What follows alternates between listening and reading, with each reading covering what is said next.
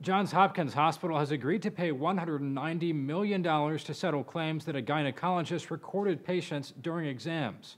In February 2013, Dr. Nikita Levy was found in possession of more than 1,200 video clips and images of his patients in various states of undress. Johns Hopkins Hospital said in a statement that suspicion was first placed on Levy when another employee noticed a camera disguised as a pen worn around Levy's neck. Levy was fired by Hopkins on February 8, 2013, and would take his own life 10 days later. Levy's patients, such as Taisha Bell, who saw him for 6 years, were shocked to hear a man they trusted could do such a thing.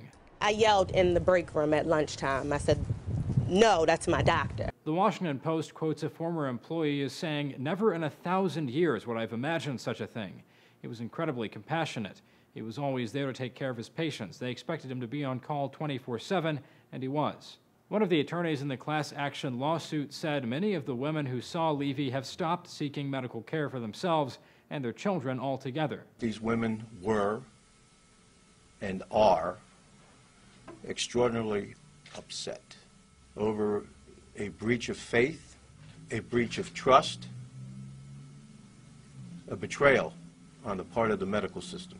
This $190 million settlement could be the largest of its kind, but it's not the first. $123 million was awarded to victims of a Delaware pediatrician who was convicted of recording sexual assaults on hundreds of patients. And $50 million was awarded to 150 patients of a Connecticut doctor who used a medical study as an excuse to take obscene photos of children. But what stands out about the Levy case is the sheer number of victims, with potentially more than 12,500 people recorded.